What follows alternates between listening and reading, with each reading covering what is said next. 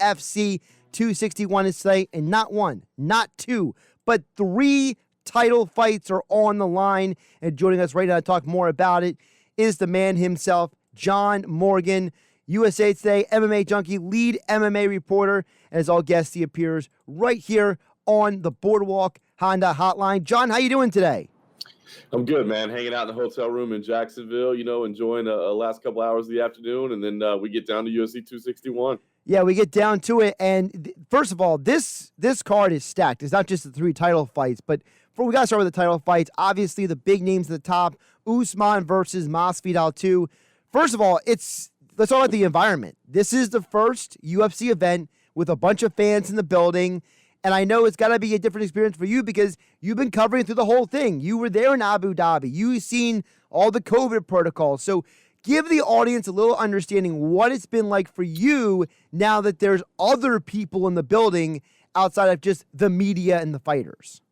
It's interesting, man. It's really, really interesting because, as you said, I've kind of gone through all this. You talk about going over to Abu Dhabi where you got people in hazmat suits and they're spraying down your luggage and things like that, to now 15,000 people in the building. And honestly, psychologically, it's a little bit weird. Just after what we've all been through in COVID the last 13 months, I'm used to kind of, being in this bubble, being by yourself, that sort of thing. But, at the weigh-ins yesterday, having fans back in the building was pretty amazing. Hearing that roar again, hearing that buzz, feeling that electricity from fans, it was pretty interesting. So it's a weird thing. There's part of me is super excited, man.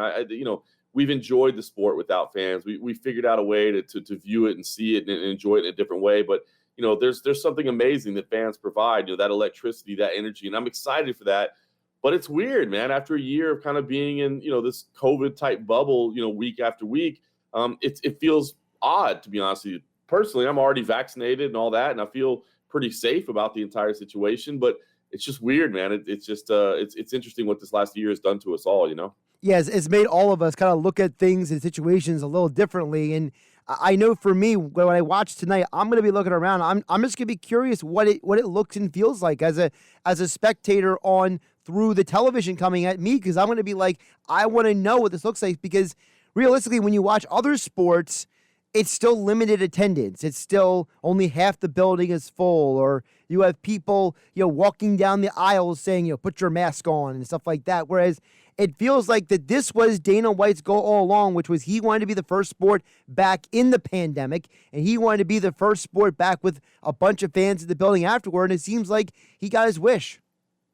Yeah, he said from the beginning, look, I'm not interested in doing 25% venues, 50% venues, no limited attendance whatsoever. He said that when we bring fans back, it's going to be full, and it is full, 15,000 people. And by the way, this is not the only one. Houston in May is already sold out. Vegas in July is already sold out as well. Both events, by the way, sold out within minutes. So, there's an absolute demand for people to get back to live sporting events.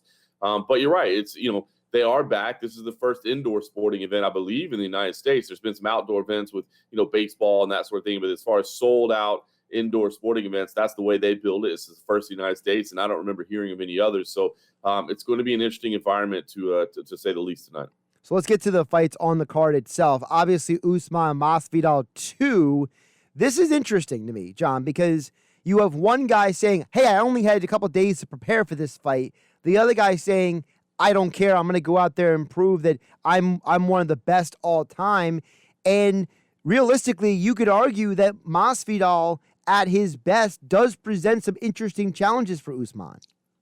He does, and it's funny because, like you said, he did take the fight on a week's notice last time, and Usman has said, hey, man, that gave you a built-in excuse, and that's the only reason you took it. Maybe not, but it is an interesting argument. Stylistically, Usman is incredibly tough for Masvidal to face.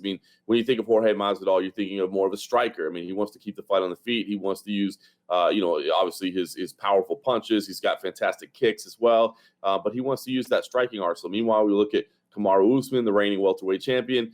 He's more about grappling, whether it be in the clinch against the cage, whether it be on the ground. He's looking to use his wrestling background to his advantage. So stylistically, it's a very, very tough matchup for Masvidal. But I would say, in Abu Dhabi, Masvidal took that fight on a week's notice, flew halfway around the world, cut 30 pounds in a week, and came out and gave it hell, for a round.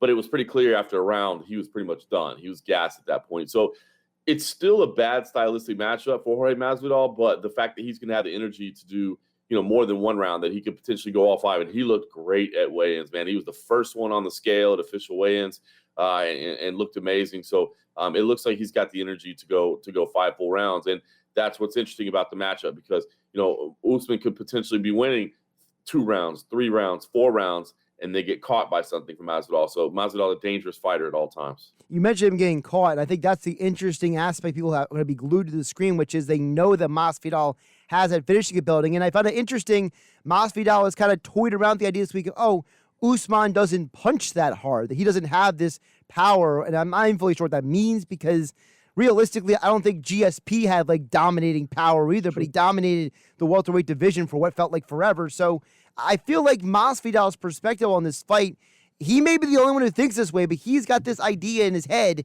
that, hey, I can take this guy's punch and I can blast him harder. Yeah, it's kind of, if you think about it, it's kind of like that Nick Diaz attitude, right? Like if you out wrestle me for 5 rounds, did you really beat me? Because you didn't knock me out. You didn't finish me. I think that's the way he looks at fights. If you didn't put me unconscious, then you didn't actually beat me. You just happened to get the judge's scorecard. So, but to be honest with you, that's why fans love him because he comes out there to make a fight. He's looking to finish fights. And I can tell, he's a Florida boy and the Florida crowd has responded to him well. I mean, you think about first fight back with crowd in attendance, 15,000 people, and they're all going to be cheering for Masvidal. It was really interesting at the press conference earlier this week.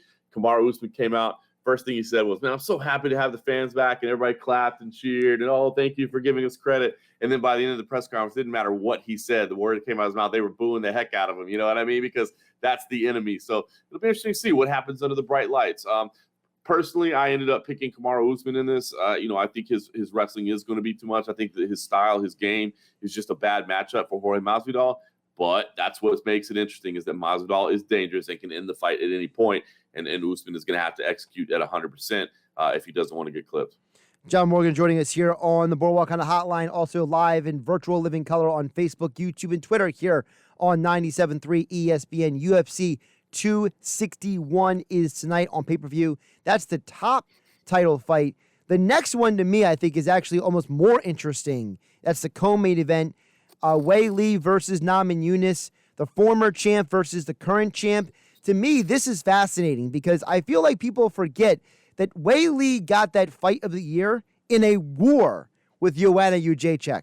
And that wasn't an easy fight for her at all. That was a smash mouth, go back and forth. And I don't know if she can do that with Rose Namajunas and actually win that kind of fight.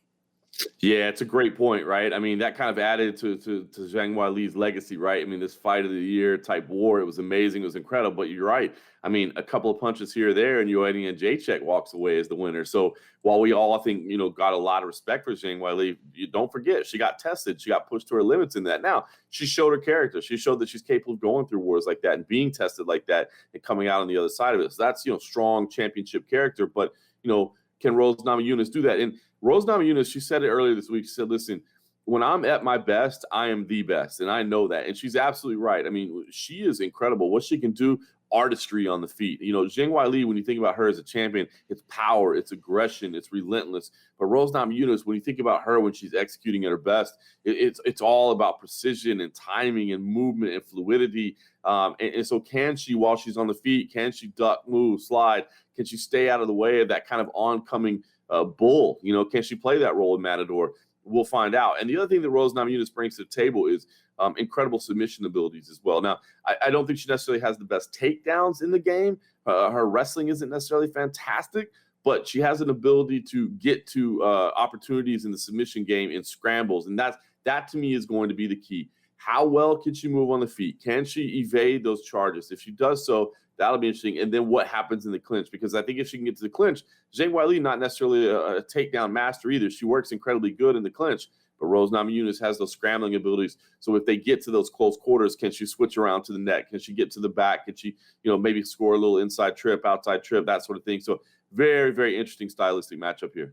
The other side piece to this is also the very 21st century, the world we live in, the comments by Rose, the comments by Zhang Weili, these things about, red this, communist that, obviously Weili, because of the world we live in, because of some of the, intense anti-Asian sentiment that's been put out there. She probably feels like she's representing an entire, race of people at this point. There's obviously some side pieces to this fight as well.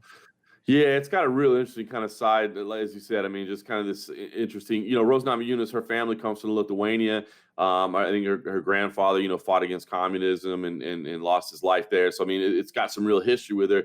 But it's interesting because she spoke about it, she talked about it. But Zhang Weili, I mean, she's from China, so obviously she's from a communist nation. But I've never in her entire career heard her speak up like championing communism or talk about the greatness of communism, that sort of thing. So I think some of it was a little bit misplaced, but it still added a little bit of an interesting dynamic to it, right? We all like a little flavor to our matchups. I mean, fighting is fun, but when there's a little extra story on the side, it just kind of makes all that more enticing. Absolutely. Speaking of stories on the side, the other title fight, Jessica Andrade, the former champion at that weight class, is now moving up to fight arguably the number 2 woman on the planet right now, the Bullet, Valentina Shevchenko. And, listen, I would be lying if I'm not picking. I mean, I think Valentina is going to win, but I'm curious to see, what does Jessica really bring to this fight?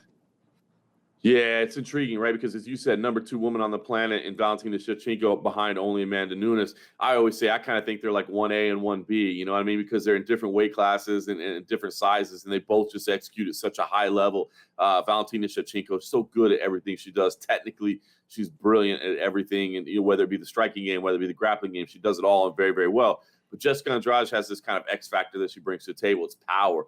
As you said, she's moving up a weight class, but she's fought at 135 before, so it's not like she's, a stranger to competing against bigger women in bigger weight classes. And she's got this just kind of insane power that nobody else in the sport has on the women's side. And she has knockout power in her hands, but she also has this grappling ability where she'll just throw you around the cage. I mean, she scored knockouts by slamming people on their head. I mean, that's amazing, so we'll see if she'll be able to do it. And listen, Valentina Shevchenko, very, very few criticisms you can have of any aspect of her game, but she has had a couple of rounds here and there. That's how good she is. We're talking about rounds, not fights. Right. She's had rounds where she's been stuck on the ground and she's been stuck underneath an opponent. So Jessica Andrade can replicate that. It would be a massive, massive upset, but she certainly has the capabilities to make it happen. I'm with you. I think you have to pick Shevchenko. I mean, it's picking against Shevchenko is like picking against John Jones, picking against George St. Pierre, picking against Demetrius Johnson, Anderson Silva. These fighters are just on these insane win streaks. But when you look at somebody and say, hey, do they have something that could potentially fuel them to victory? Yeah, absolutely. John, before we get to one other fight on the main card, I want to ask you something. I had a conversation earlier this week with someone from the boxing world, because we talked about the Clarissa Shields moving to MMA. She wants to be a champion in boxing and MMA. She's doing it at the PFL, and I'm curious your perspective on this. I was talking about the fact that it seems like in MMA, women fighters are being given way more opportunities and way more publicity and way more recognition for who they are than boxing, and it's an amazing contrast because you have 3 title fights. 2 of them are women's weight classes, whereas boxing, I don't know if anybody can name another female boxer outside of Clarissa Shields. Man, I'll be honest with you. I was thinking about yesterday. We were at the weigh-ins yesterday, and the roar that came from the crowd when Valentina Shevchenko stepped on stage, I was like, is this replicated anywhere else in females sports anywhere? Not just combat sport. Right. I mean, to be honest with you, man, the fans get behind it so much, and they see what she's capable of. So you're absolutely right. It's especially true in boxing. Clarissa Shields is absolutely opened up about it. I mean, what she's doing coming into the MMA world, it's amazing that she's willing to take that risk, because she's an absolute force in boxing, and she's a novice when it comes to MMA. So the fact that she's willing to put her reputation on the line in trying a new sport, I applaud the heck out of her for doing it. But she said exactly the same thing. She's like, look, the financial opportunities, the recognition opportunities, they're just not there in boxing. And that's why I'm going to give it a try in combat sports and moving over to MMA. But I'm telling you, I don't know that that's just MMA in terms of combat sports. I think it's almost all sports. I think the women in the sport are given as much recognition, opportunity, and respect as any sport.